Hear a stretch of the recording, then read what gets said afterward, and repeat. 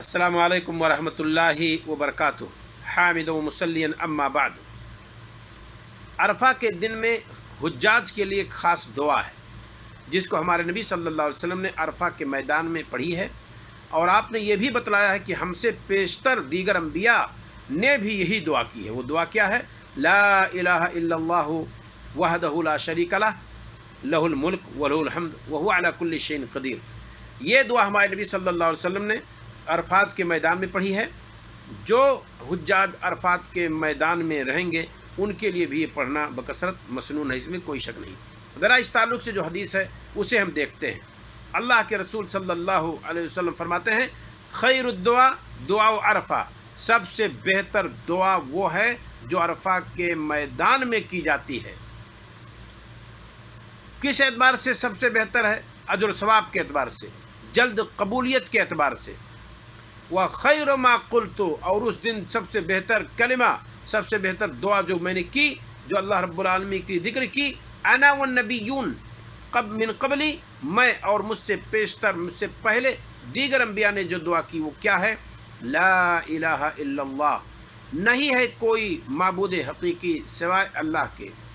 वहदहु ला शरीक ला, वो अकेला है, उसका कोई शरीक नहीं है। लहुल मुल्क, उसी की बादशाहत है, उसी का मुल्क है। वलहुल हम्द, उसी के लिए सब तारीफ़ है। वहुवा अला कुल्लि शैइन क़दीर, और वो हर चीज़ पर कादिर है। इसकी रट लगाते रहें, इसका विर्द करते रहें, इसे जपते और भजते रहें। जिस वक्त अरफात के मैदान में रहें, खुसूसी तौर पर अरफा के दिन, ये हमारे नबी सल्लल्लाहु अलैहि वसल्लम का तरीक़ा रहा है। आप सल्लल्लाहु अलैहि वसल्लम की सुन्नत रही है कि आपने ये दुआ की है। इसे अगर आप इस हदीस को आप देखना चाहेंगे, सुनन तिरमिज़ी हदीस का नंबर है 3585। मुहद्दिस असर अल्लामा नासिरुद्दीन अलबानी रहमतुल्लाह ने इस हदीस को हसन करार दिया। लिहाजा हम और आप भी इस दुआ को ना भूलें। ला इलाहा इल्लल्लाहु वहदहु ला शरीका लह लहुल मुल्क व लहुल हम्द व हुवा अला कुल्लि शैइन क़दीर। इसको चलते हुए, बैठते हुए, खड़े रहें तब भी, लेटे किसी पहलू पर तब भी, अरफात के अंदर हमेशा इस दुआ को पढ़ते रहिए। ये सबसे प्यारी दुआ है, सबसे बेहतर जिक्र है, जिसे हमारे नबी सल्लल्लाहु अलैहि वसल्लम ने पसंद फरमाया है और दीगर अम्बिया ने पसंद फरमाया है।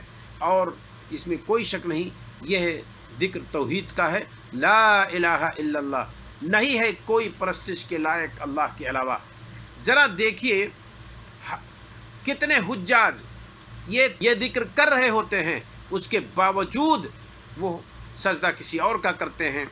उसके बावजूद वो इबादत के नाम पर मुर्ग कहीं और ज़बह करते हैं, बकरा कहीं और ज़बह करते हैं, मन्नत व समाद किसी और से करते हैं, मुश्किल कुशा किसी और को समझते हैं, हाजत रवा किसी और को समझते हैं। यह कलिमा कहने का फिर मतलब क्या हुआ? लिहाजा जो शख्स भी हज करने के लिए आता है, उसको चाहिए कि अपने अक़ीदा और मसलक को पहले सही कर ले, क्योंकि उसका तलबिया ही है। वो क्या पुकारता है? बंदा कहता है लब्बैक अल्लाहुम्मा लब्बैक, हादिर हूँ, ऐ अल्लाह मैं हादिर हूँ। लब्बैक ला शरीका लक लब्बैक, मैं हादिर हूँ, तेरा कोई शरीक नहीं। इन्नल हम्दा वन निअमत लक, बेशक तमाम तारीफ़ और तमाम नेमतें तेरी हैं। वल मुल्क ला शरीका लक, और बादशाहत तेरी है। ला शरीका लक, तेरा कोई साजियो शरीक नहीं है।